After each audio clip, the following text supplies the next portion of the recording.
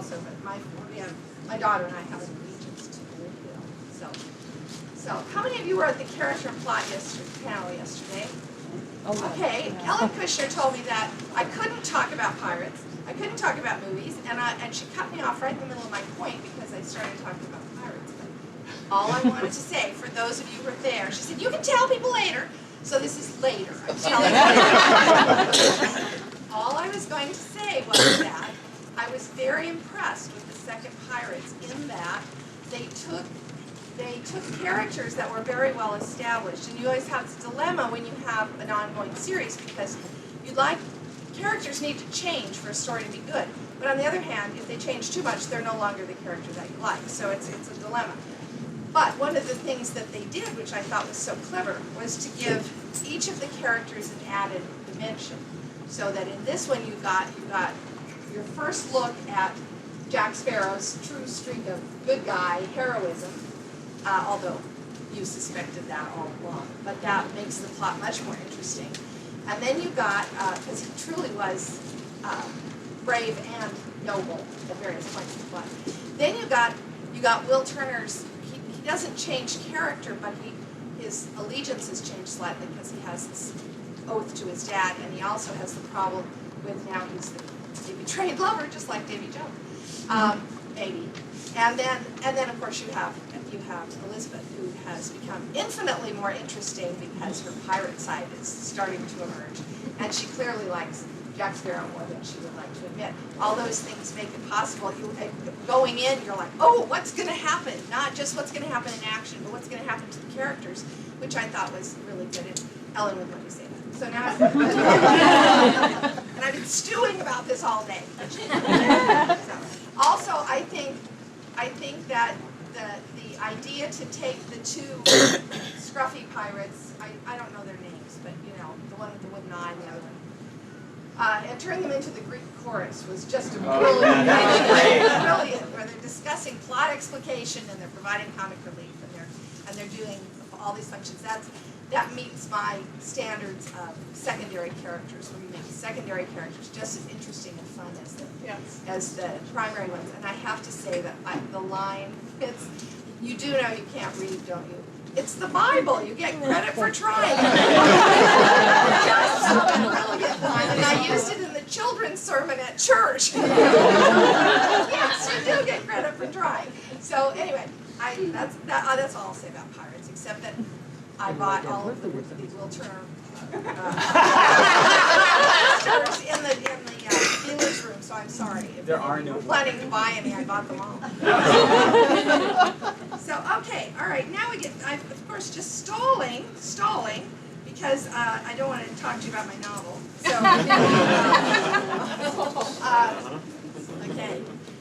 okay, and just for those of you who were at opening ceremonies, we'll go through this one more time.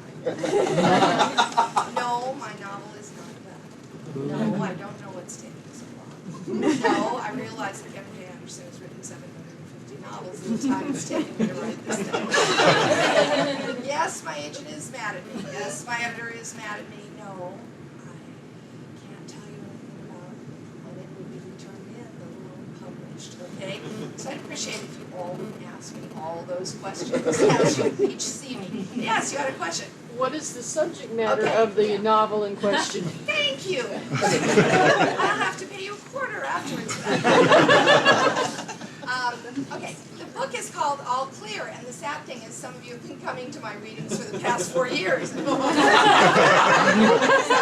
it's called All Clear. It's set in my Oxford history, Mr. Dunworthy universe. And it's about 4 time travelers who they're doing various assignments in World War II. I am interested, plenty of books have been written about the Battle of the Bulge and D-Day and all those things. What I'm interested in is all the non-combatant parts of the war, if there are any. Because it's one of my theories that everybody was in this war. And this great quote I found, which will be quoted, is that this woman, this English woman, was dining in Washington, D.C. at the height of the Blitz, and her dinner companion turned to her and said, "How is civilian morale these days in London?" And she replied, "There are no civilians." civilians, which I think is true in World War II and true in the world. True, all of us, all the time, are part of history. And whether we are big players or small players, and in a chaotic system, there's no way to tell who's a big player and a small player. So that's one of the things the book's about. Yes, ma'am? We can't hear you back here because the air conditioning is blowing right in our ears. Okay. I don't know what to do about that. I don't have a mic. There's no mic. That might help. That might help. Is there a way to turn off the air conditioning? Yeah. You want to turn it off? Well, I'll see if you can turn the fan part off. Or hide. Smash it.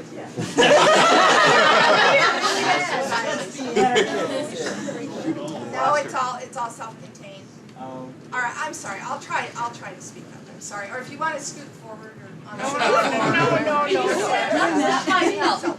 So anyway, it's about World War II, and I have 4 historians who are.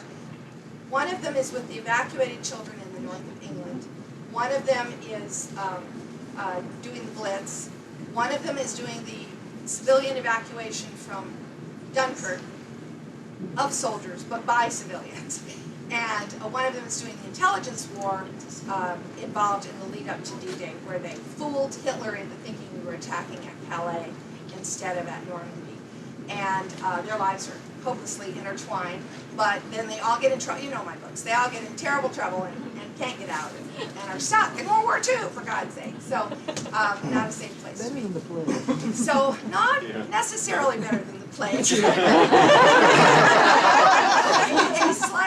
slightly better survival chance because they have the advantage of some knowledge that the locals don't have. But then again, historical events are notoriously inaccurate, and just because you think you knew where all the bombs fell doesn't mean you do. So that will figure heavily in the book. But it's been great working with the book, and I love it. And it's not that I'm stuck or that I have writer's block or anything, but okay, you know that scene in the movie The Blob where the doors of the movie theater open and the blob sort of oozes out across the entire city with people caught on the inside. Okay, that's me in my book right now. I'm sort of caught on the inside as it oozes over the entire city. I did the first 1,000 pages. And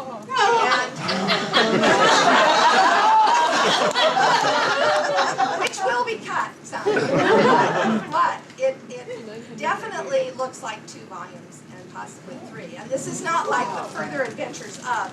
It's just a very long, complicated book. So my editor is really mad at me, and yes, my agent is really, and I'm doing the best I can.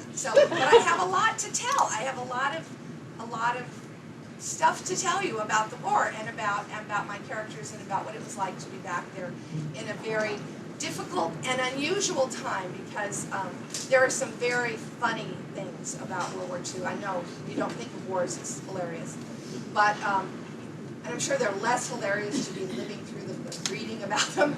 But you know, the Brits were absolutely wonderful. And don't believe, one of the books I have is called The Myth of the Blitz, which attempts to debunk the idea that the Brits were so plucky and funny and great under pressure. That book is a total lie. They were great and plucky and funny under pressure. And probably one of my favorite stories is, which some of you may have heard, is the old woman that they dragged out of the rubble, and they weren't sure where who else had been in the basement, when the bomb hit. So they said to her, "Madam, is your husband under there?" And she said, "Hell no, the bloody coward's at the front."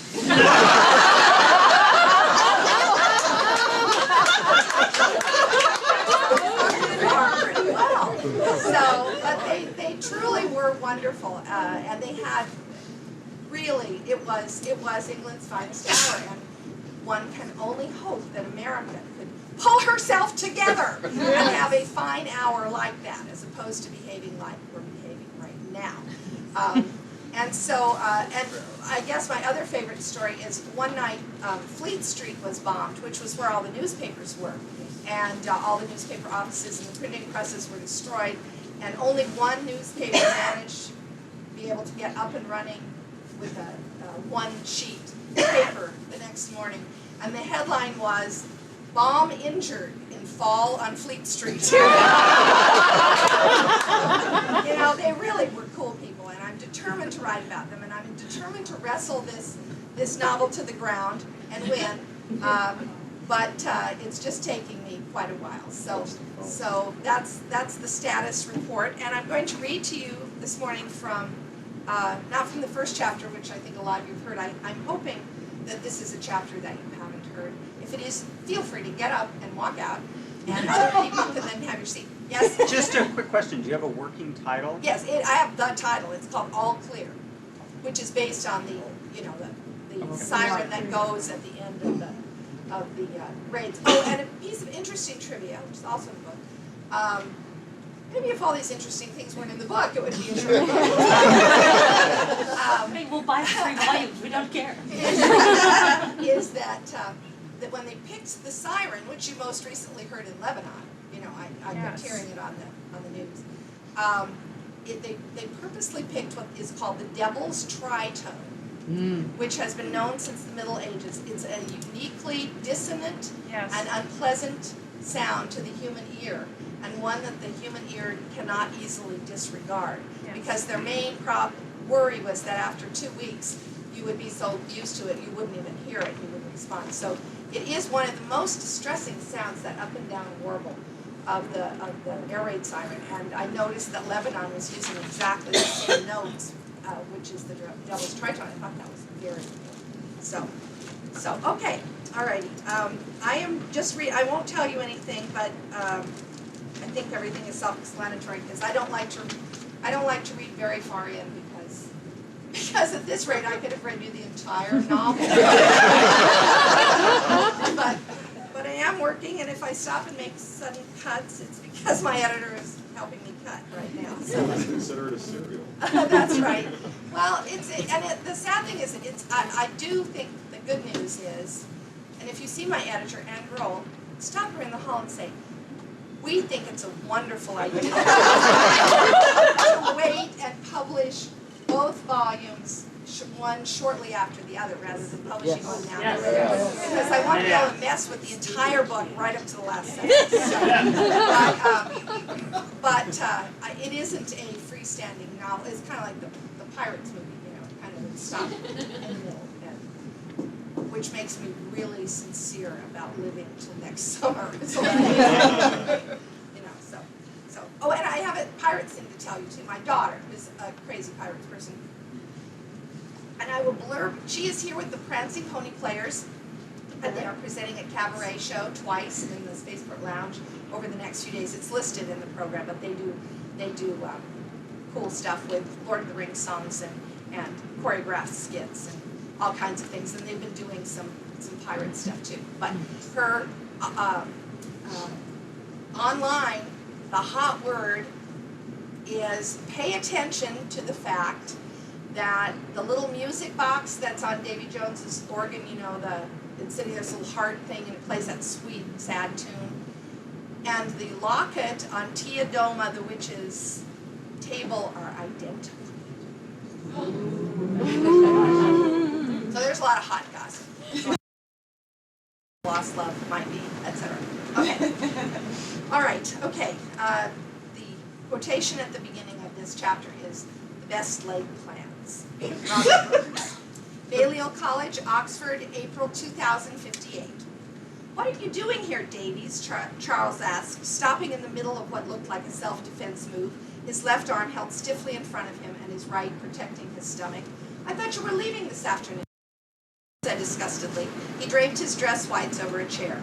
My drop's been postponed till Monday, which they could have told me before I went and got my American accent. I thought you sounded odd, Charles said.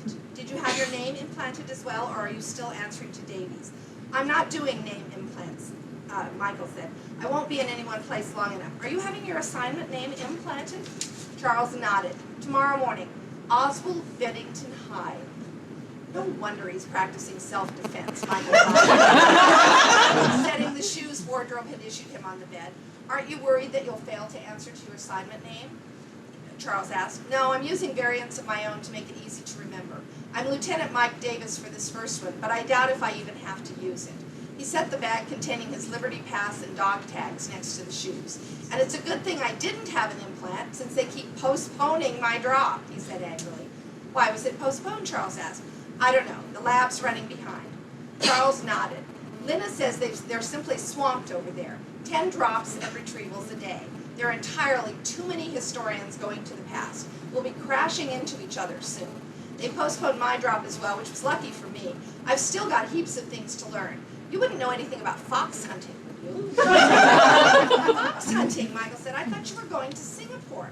I am. But a lot of the British colony there were apparently county and spent all their time discussing their fox hunting exploits. He picked up the dress whites Michael slung over the chair. This is an American naval uniform. What was the U.S. Navy doing at the Battle of the Bulge? Not the Battle of the Bulge, Michael said. Pearl Harbor, then the Second World Trade Center bombing, then the Battle of the Bulge. Charles looked confused. I thought you were going to Dunkirk as well. Not Dunkirk, the evacuation from Dunkirk, and I am. That's fourth on the list after the Battle of the Bulge. Tell me again why you're going all these extremely dangerous places, Davies. Aren't all of them 10s? No. At Pearl Harbor, only the Arizona, the West Virginia, the Oklahoma, and Wheeler Field are 10s. I'll be on the cruiser New Orleans. I'm studying heroism. No one's ever cataloged the character qualities that produce a hero. I'm going to analyze why one person will try to save himself or turn tail and run, and another one in the same circumstances will show extraordinary bravery, like Lord Nelson at Trafalgar. No! I'm not interested in the kind of heroes who lead armies and win wars. That's a totally different kind of heroism from what I'm interested in. I'm studying ordinary people who you wouldn't expect to be heroic, but who, when there's a crisis, turn into heroes. Like Wells Crowther, the 24-year-old equities trader who went back to save 10 people in the World Trade Center when it was hit by terrorists, and the fishermen and retired boat owners and weekend sailors who rescued the British Army from Dunkirk. I'm going to observe 6 different sets of heroes in 6 different situations to try to determine what qualities they have in common. Like an aptitude for being in the wrong place at the wrong time, Charles said, or owning a boat. Circumstance is one factor, Michael said, refusing to be baited. Also a sense of duty, physical disregard for personal safety, adaptability. Adaptability, yeah, 1 minute you're giving a Sunday morning sermon and the next you're helping pass 5-inch shells up to the guns to shoot at Japanese Zeros. Who did that?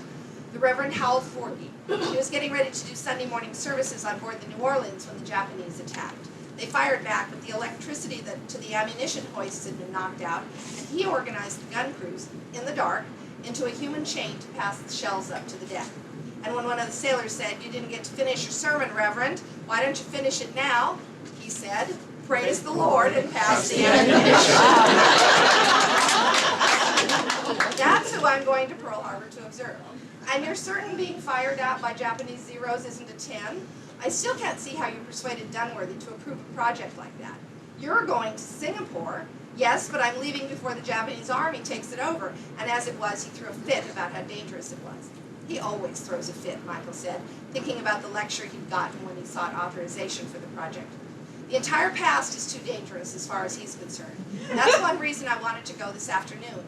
I've been afraid he might change his mind and decide to declare Pearl Harbor a blanket 10. Oh, that reminds me, Charles said, looking guilty. Someone phoned earlier for you. Was it Dunworthy? I don't know. Shakira took the message. Shakira? He nodded. She's been teaching me to foxtrot. Foxtrot? Michael said. I thought you had to learn about fox hunting.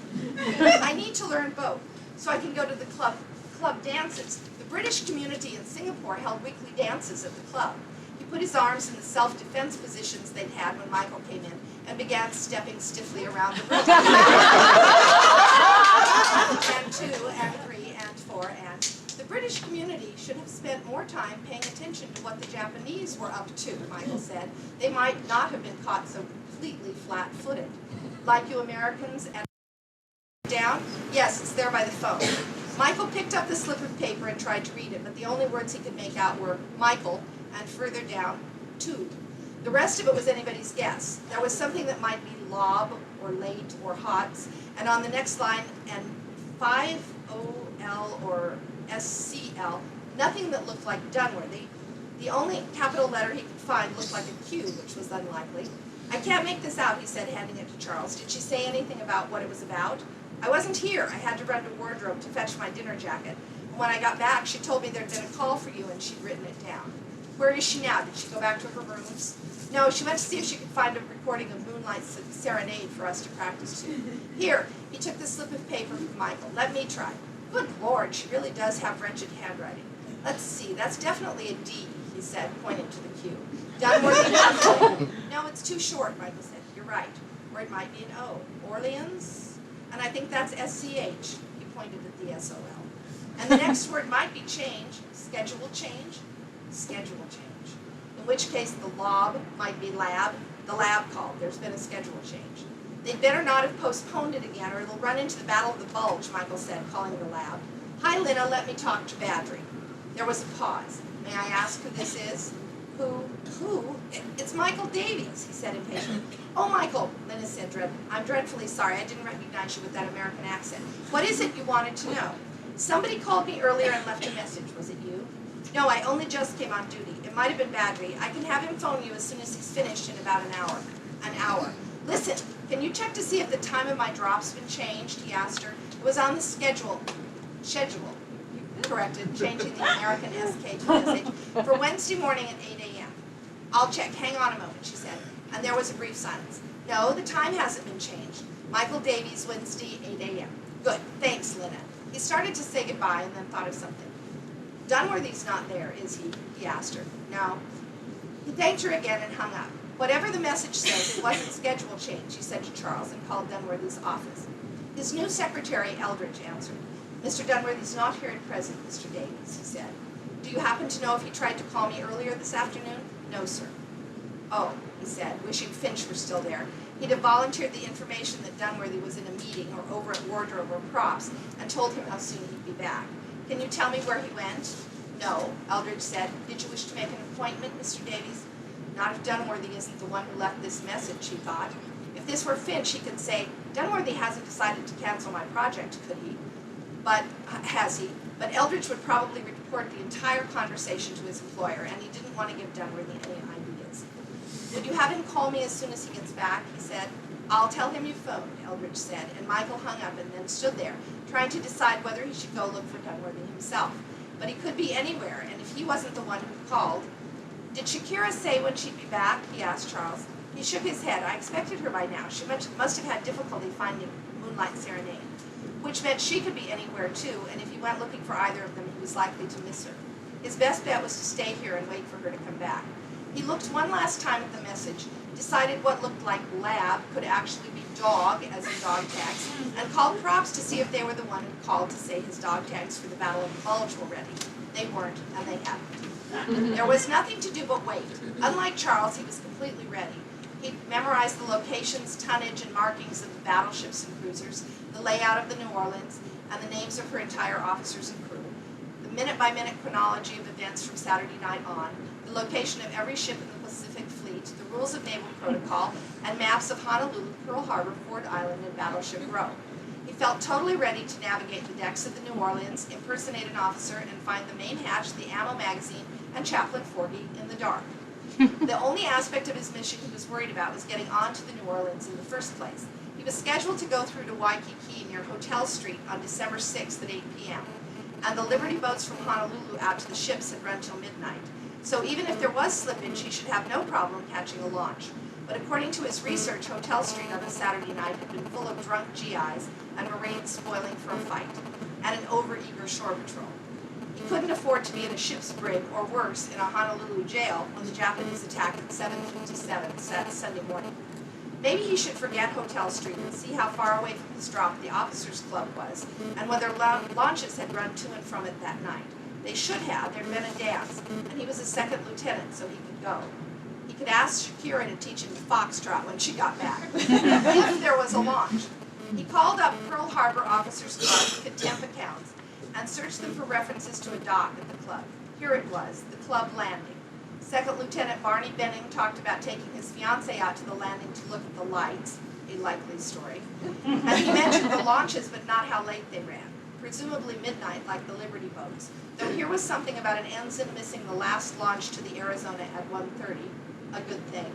Trying to get his buddy, who could hardly walk, down to the dock. but it didn't say what time it had been, and the account of his buddy as drunker than I thought it was possible to get made him wonder if he was right in thinking the officers' club was quieter than the phone rang. Michael leaped to answer it. "Hello, Charles," Shakira said. "I'm sorry I've been so long. I haven't been able to find any Glenn Miller. I've located a Benny Goodman. This isn't Charles, it's Michael," he said. "Where are you?" "You don't sound like Michael." "I just had an American accent implanted," he said. "When you were here, someone called for me." "I wrote it all down for you," she said. "Who called? Was it Dunworthy?" "No, the lab. The message should be there by the phone." "What did they say?" "I wrote it down," she said, annoyed. "The order of your drops has been changed. You're going to Dunkirk first, on Wednesday at 8 a.m. as scheduled."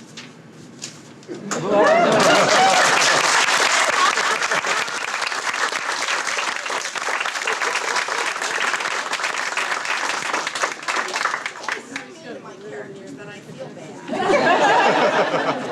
All of the words that's sorted out.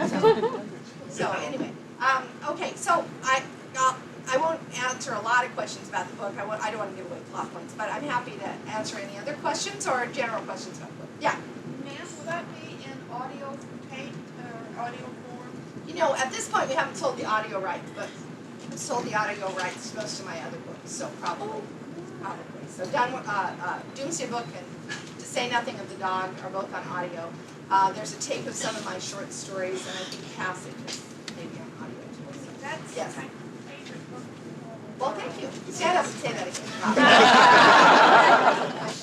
again. So, yeah, other questions? Yes, I want to ma'am. know about John Benet Ramsey. John Benet Ramsey. Why would you think I knew anything? Okay, you know, I'm from Colorado, which is sort of ground zero as regards Jean Benet. And they're all back. They all came roaring back. Poor Boulder, I feel so sorry for them. They set up camp again.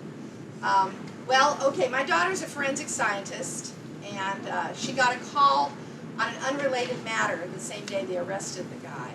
And the person talked to her about the unrelated matter and then said, "By the way, you do know this is a crock, don't you?" Which seems to be sort of the opinion of the forensics community at this point, because they're, as near as we can tell, and I'm just going by, you know, published accounts and CNN, which is so reliable. Yesterday they said, as we all know, DNA is not an exact science. Oh my gosh. So, thus helping the cause of science enormously. And they also did they had a handwriting expert on, clearly Rob Cordry, senior handwriting expert. Because my daughter is just going ballistic over what she's seeing. The things they were pointing to and doing is not at all what you do in handwriting analysis. It just bore no resemblance at all. So, but the most troubling thing seems to be that, and maybe he did it, I don't know, but at first, the first day they all said, "Oh my God, the case is solved, you need to apologize to the Ramseys." The second day they said, "Well, surely the DA has some evidence to back this up." And the third day they went, "Oh my God, apparently they don't have anything." They had not done, when he was arrested, DNA, handwriting analysis, or any of the checking of any of the other physical evidence. And till a week before the arrest, they did not know who he was. They knew that there was this online person, and the way I understand it is that they tricked him by saying, "I need to send you a photo, but it can't go out over the web. Can you send me an address?" He gave them a post office box. They set up someone watching the post office box figured out who it was and arrested him. So that means if they didn't know till a week ago, then they had not checked where he was, say for instance on December 25th of that year, and that he wasn't somewhere else. So it could be him, and this idea that that he has access to information that no one knows except the murderer. I don't know if you watch the cases, but there have been thousands of books. The autopsy is online. The autopsy report's online. Everything's. They were saying they didn't think, and the people who covered it the first time around, were saying, we have no idea what they're talking about because everything has been published about the case and the body, and that's one of the things they've been so mad at the Boulder Police Department in. So maybe we have Keystone Cops Chapter 2, or maybe not. I don't know. I mean, it's hard to say. But that, and they talk about. You've heard all this about the DNA. There is not DNA.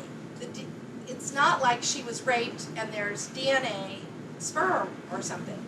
It's that they found a tiny amount of DNA in her underpants, but not connected to her body in any way, that may or may not have just been a contamination from the crime scene, or might be a contamination from an earlier, you know what, this is gross, but an incorrectly washed pair of panties kind of thing, you know. So, which happens all the time at the lab. They find this sort of thing and they have to eliminate that as a suspect. But if the DNA matches him, it's him, obviously. But if it doesn't, then I think they have quite a ways to go to solve the case. But in any case, they're back in roaring, maddening form, and Boulder is just ready to kill itself. They're just, oh God, they're here. They're here again, oh no. So, but I am not ready to apologize to the Ramseys, let me tell you. And it'll take quite a bit of, I have my own list of questions that I expect to have completely answered by this guy's account. For instance, what about the pineapple in Jean Monet's stomach? What about the fact that there are no footprints in the snow? What about the fact that the broken window had intact spider webs across it that take at least 3 months to spin? That's a whole area of forensics in case you didn't know that. Arachnid, study spider webs and how long it takes to spin them, because you can tell how long the area's been undisturbed by that. Wow. Why they lied about the son being awake during the 911 call, why they refused to be separately interviewed, why he walked straight down to the basement and into this secret room and found the body instantly in the space of 2 minutes' time, why her nightgown, her favorite nightgown, was lying next to the body, why she was not in the clothes that she had come home from the party in when they said that she had fallen asleep and they just, you know, put her to bed in her own clothes, etc., etc., etc. So I got about 50 questions, and it's like, I expect these questions answered before I apologize to the Ramseys. So, and I also think it's such a bizarre coincidence that she's been dead 2 months and suddenly this new something's going on. So, anyway. That was my answer. Oh, the pineapple. Okay, Jean Monnet had, the autopsy showed that she had undigested pineapple in her stomach, which meant she had to have eaten it within the last 2 hours. According to the Ramsey story, she was brought home from the party already asleep in the car, you know, and had been put straight to bed, so they didn't feed her any pineapple. They went back to the party. There was no pineapple at the party. This was fresh pineapple, which is not a usual Christmas kind of food. So there was no pineapple anywhere at the party. There was, however, a bowl of fresh pineapple in the Ramsey's refrigerator. So either A, they're lying, or B, she got up in the middle of the night, went down to the refrigerator to get herself some pineapple. C, the killer fed her some pineapple. You know, I just wanted an answer to the pineapple. So any, or A and C are the same. There you go, bingo. So I don't know, who knows? But it was a fascinating case to follow. But I think their biggest problem is they've got to somehow connect this man to the fact that he would know who Jean Monnet was before she died. I mean, we all know who she was. How many of you knew who she was before she died? Nobody. So they've got to figure out that he was at a pageant, or he took photos of small children, or he came to their door one day, or, you know, some connection with them. So, I'm sorry, that was a long lecture. But we've all been very interested in that, of course, as is the forensics community. So, yes, any other? Yes? So what's the source of your fascination with Great Britain during the Second World War? You know, I just love it. I don't, well, I actually can sort of trace it back to its roots. And somebody said to me one time, I was doing a women's group about Doomsday Book, and someone said, you know what? I lived during the plague, and you got all the details right. So I know that you lived during the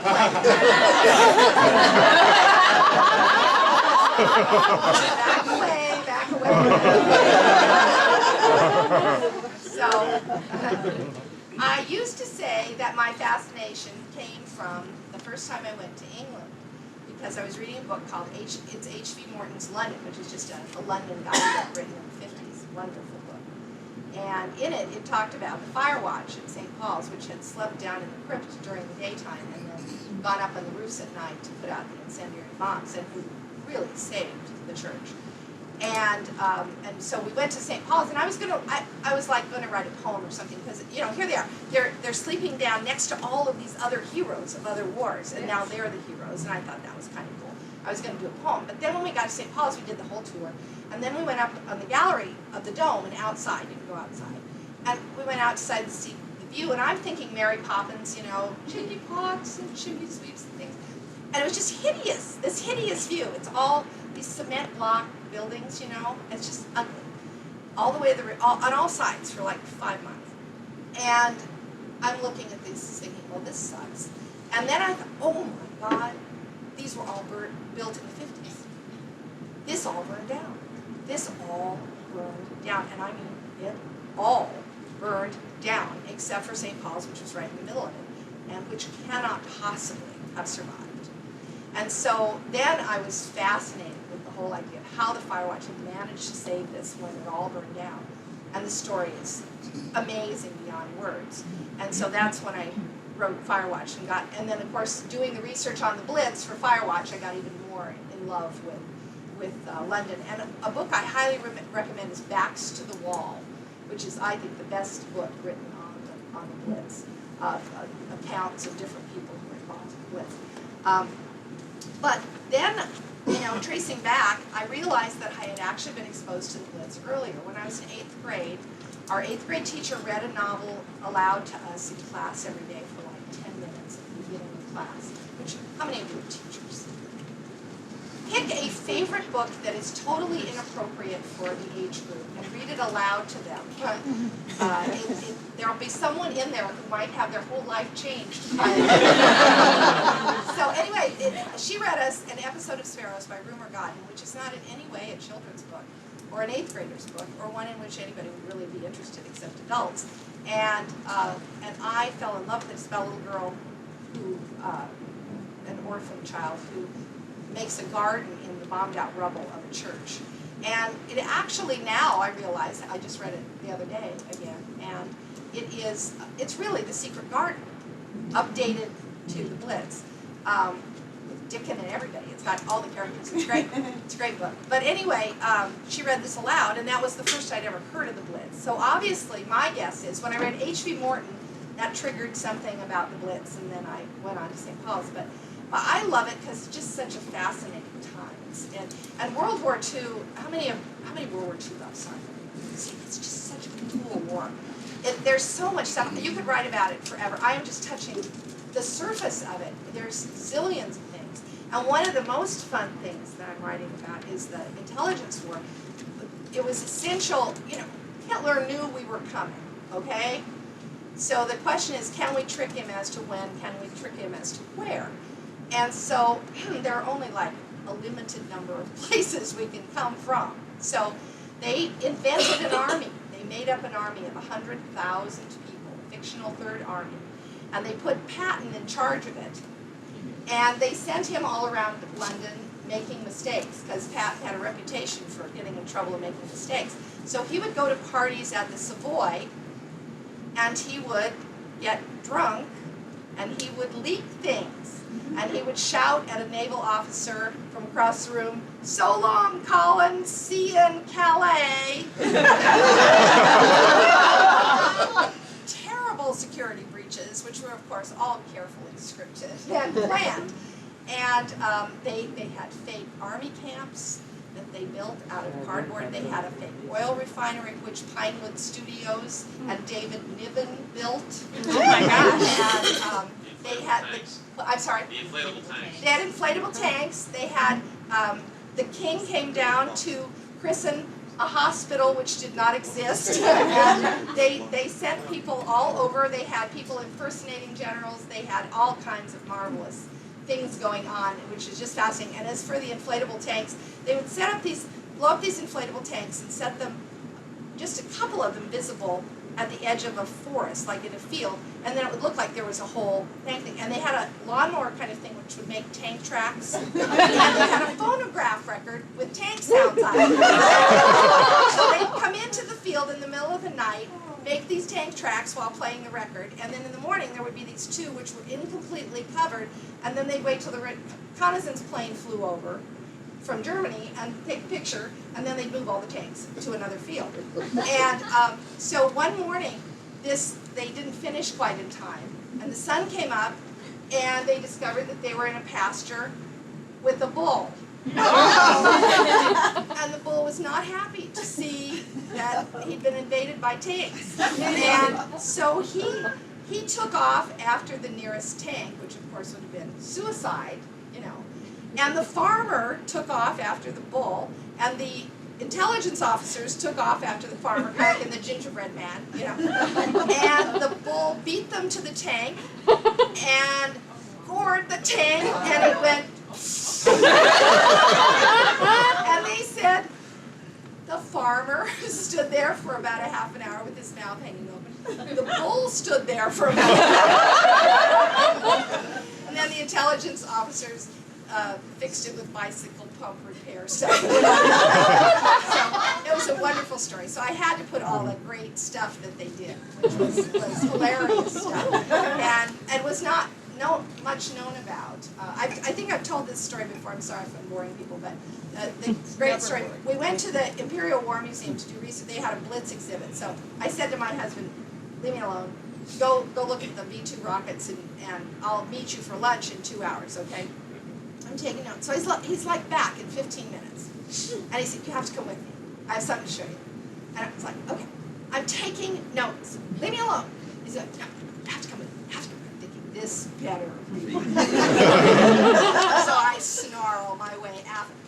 It is a free day at the library, at the museum, for anyone who participated in the Blitz.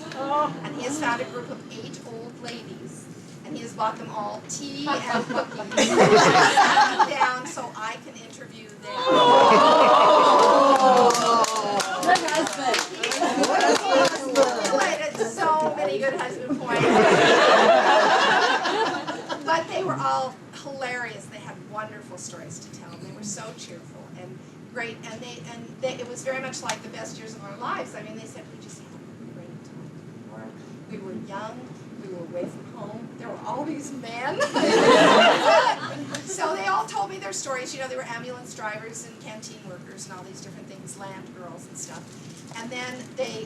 But there was this one who hardly said anything, you know, and I thought, well, she's probably just shy. So I waited till the end, and then I said, "Now, I haven't heard, you know, your story.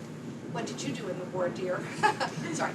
And she said, "Well, until a couple of years ago, I couldn't tell you." And she had, in fact, been part of the fake Third Army project. And so she told me lots of really cool things. Wonderful. It was truly fascinating. So you know, war has its fun aspects, although not mostly.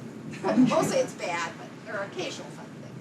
Yes? Have you seen the Danny Kaye movie in which he impersonated a general? And was that perhaps inspired by this fake army? But you know, it probably was. And the first time I read Double Star as a kid. You know, Heinlein's Double Star. And then when I started doing the research for this novel, I read about the impersonations, and I know where he got the idea for that book. It's so clear. There was a guy. His name was Clifton James, and he was an actor who just physically happened to look a lot like General Montgomery. And he was, you know, sort of a third-rate hammy actor, just like in Double Star. And so they hired him to impersonate, and they showed him films of Montgomery to work this up and stuff. Kind of like the movie Dave, you know, it's sort of that. And then there was only one problem, and that was that General Montgomery was a teetotaler. And the actor, sad to say, was the opposite. He was a lush. And so he, right on the day that they were going to trot him out, he got totally sloshed. And they had to keep him under wraps for another couple of days to dry him out so that he could impersonate Montgomery. But they sent Clifton James down to Gibraltar. The idea being, if Montgomery's in Gibraltar, they can't be getting ready to invade at Normandy, obviously. And they were sending out all. Calais was not the only story. They were also going to invade at Malta. They were also going to invade in Greece. They were also going to invade from Gibraltar. So they had all these different things working for them.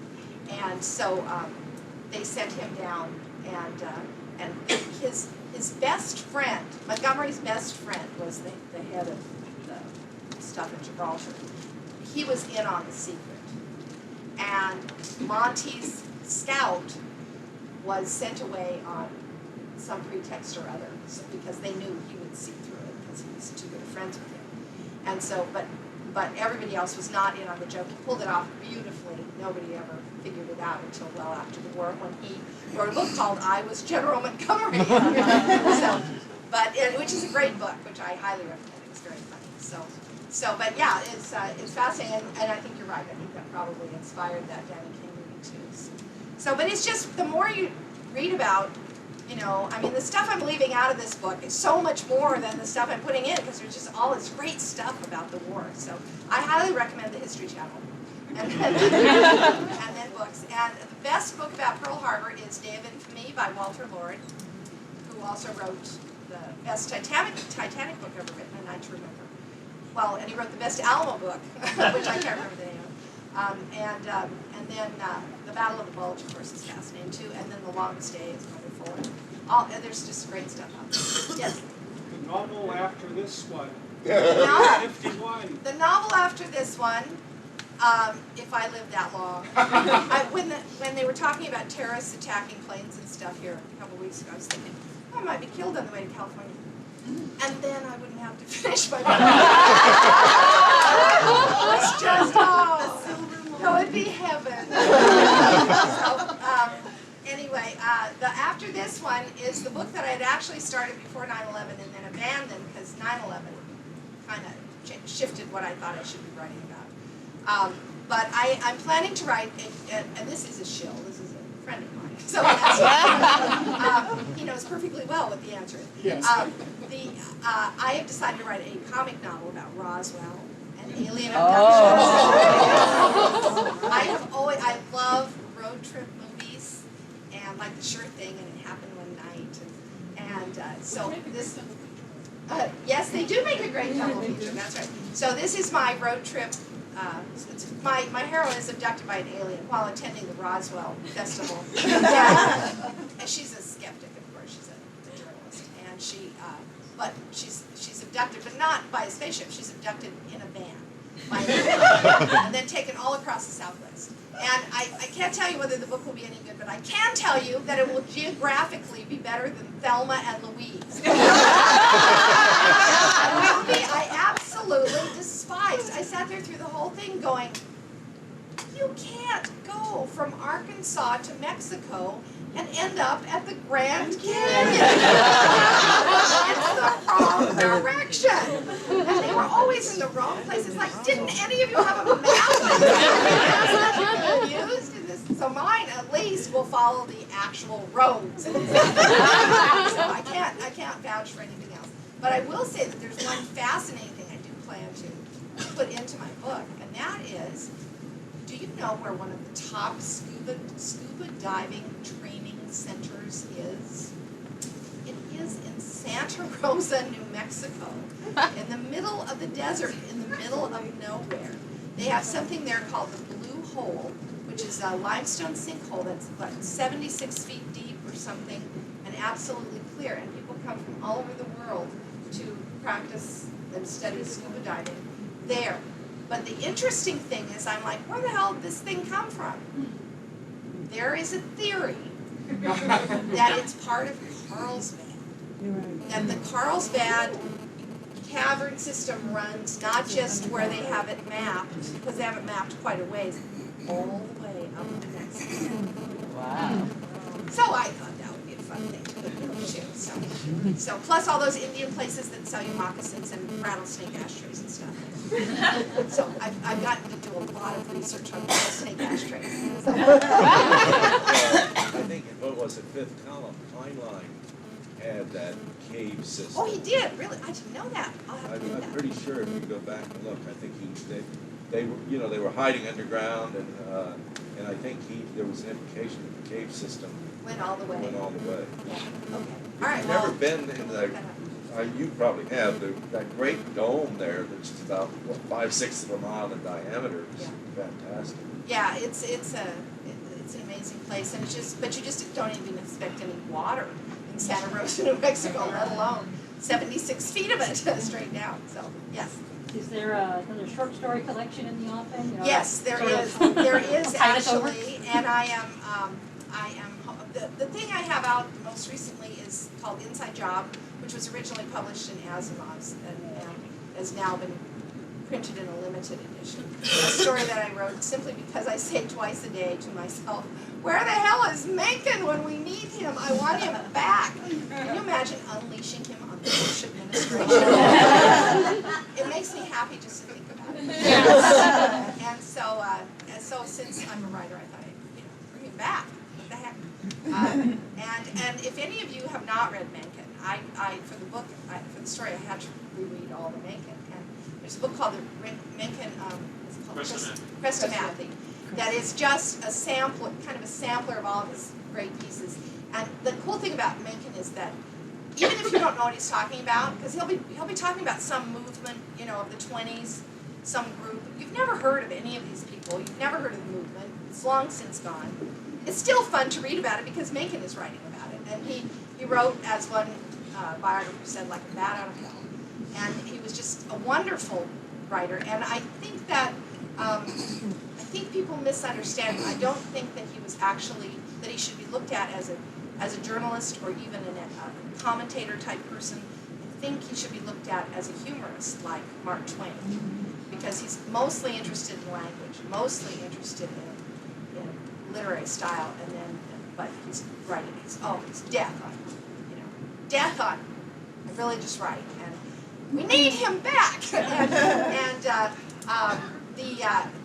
The best book on the Scopes trial, which I've ever read, the new one, there's a new one out which is supposed to be very good. I haven't read that yet, but the best book on the Scopes trial I've ever read is L. Sprague de Camp's, a science fiction author's book. It's called The Great Monkey Trial. And it's a wonderful, wonderful nonfiction book about the Scopes trial. And of course, Mencken, that's how he got famous, because he covered the Scopes trial. And he also discovered James M. Cain, one of my favorite authors of all time, author of Double Indemnity and Postman Always Rings Twice. And he wrote The American Language, one of the great works of linguistics for our time. I mean, he's just a wonderful, wonderful writer. And if you haven't ever read it, you need to start with the sampler and move on to everything else, because he's just a joy to know. He was a wonderful person. Yes? Excuse me. A couple of years at Icon, you started to read a story about the paper dolls and sentences. Thank you. But I've never finished. I know. I haven't finished it, but I was just talking to Sheila last night and promised that I would finish it very shortly because she's doing a special issue. So it'll be an Asimov, and it is coming. And I've been playing with paper dolls a lot lately, so that's good. That is the strangest story. That's a story I don't know if anyone will like it, except women of a certain age just go berserk about it, because we all had the Betsy McCall paper dolls, we all had the Lennon Sisters paper dolls, and we all, played with them for hours and hours. And so I'm writing that for you and me. So yes. Tell us about the Travels with Cordelia book, which I saw online but didn't know about. Oh, Travels with Courtney? Courtney. I think it was Travels with Courtney. Yes, I wrote a nonfiction chapbook about, just an essay about the research trips that we took for the Roswell book.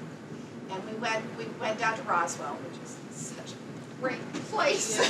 Tackiest place in the universe. And the best part is they're in total denial. And so you drive into town and the sign says, Roswell, Dairy Center of the Southwest. And you're like, no one comes here to see town. 40,000 people come to see your alien. On the weekend, that they have it. I think the ship crashed on the 8th, and so that's when they have their, it's over 4th of July weekend that they have their big festival. And it was a weather balloon, people. It was a weather balloon. And the reason that they did not know what it was because it was a weather balloon, it was like a bunch of weather balloons tied together with a board on top on which was placed sonic detection equipment because they were floating these over the Soviet Union to listen for sounds of their nuclear testing. They know which one it was, they know how it got off course, they know when it crashed, and there's no mystery at all. But it is one of those great stories that will not die. And a story brought about, I feel, largely by the fact that there was a government in place that was being very secretive about stuff. And people didn't trust what the government told them. I can't imagine that. But I think the story may be somewhat timely for that reason. But we went to Roswell, and then we went to Area 51. Well, there is no Area 51, but we went, I can't remember the name of the town. Elizabeth, maybe? Anyway, there's a town that's close to Area 51. And there are population 9. And they're split into 2 factions, which are not speaking to each other because they have different theories about what's going on in Area 51. And it's like, you can't really have a town of 9 where half of them are not speaking to each other. It's people to do that. But they have a little A. Lee Inn there. I know. And it's just a great place. And the cool thing about Area 51 is that, well, first of all, if you drive there, you have to drive for thousands of miles through nothing at all. And pretty soon you start seeing stuff, But then it really is true. All the people who lived there, plus hundreds of people, saw these UFOs. And they were this black, delta-shaped, very fast vehicle that could not be detected on radar. Does this remind anybody of anything? And then the Air Force said, you're right, we were testing the stealth at whatever it is, Langley or whatever it is, it's there. What? Grimley, right. And we were testing the stealth, to which the people replied, right, but we got the technology to design the stealth from the aliens. So it's a great place too. So, and these will all be scenes in the book. And then we went to Vegas, of course, because you have to pass through Vegas. And of course, Vegas is one of my favorite places on the planet. And my favorite thing, and here's what you do, unless you're gamblers, in which you can just gamble and lose all your money. But my husband and I don't gamble. So, well, we gamble, but only nickels in the video poker, in which it can take you days to lose $1. So, anyway, we go to the Tropicana, okay, and the Tropicana has a big wheel outside, and you can spin the wheel, and you can either win a car, or you can win, but every space on the wheel, you win something, so really, all the spaces that you win are for the showgirl spin, which is inside the casino. Right. Okay. So you spin it, and you get these 2 passes, and you have to take them to the desk, and they have them redeemed for tickets to the showgirl raffle. And it's, of course, all the way at the back of the casino, so that you have to go all the way through the casino. And then you get your tickets, and then you have to go forward to the bar and sit and buy a drink to wait for the showgirl spin to happen. So it's very clever marketing. Okay, so, but we don't gamble. So we went back to get our tickets, and my husband said, what are the chances of my winning a showgirl? There is no irony in Las Vegas. It's an irony-free zone, which is why it's such a great place. And they said, well, you can't win a showgirl. You can win a car, you can win tickets to shows, and you can win other things. And my husband said, it says showgirl spin. I was under the impression that it was a showgirl. I want my showgirl. And we did this with like 5 different people for about an hour.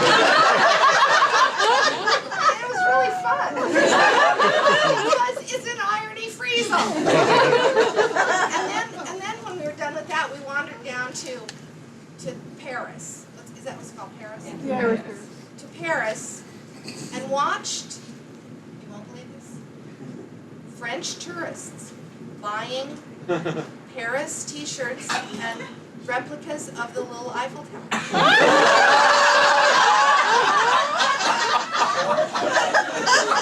We didn't understand at all.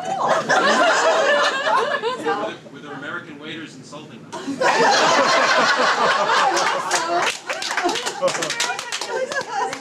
we love Las Vegas, and we went to the Liberace Museum also, which is a very cool place, one of the coolest places on the planet. And it has its door is in the shape of a giant rhinestone, and but that's an interesting thing because like I say, it's an irony-free zone.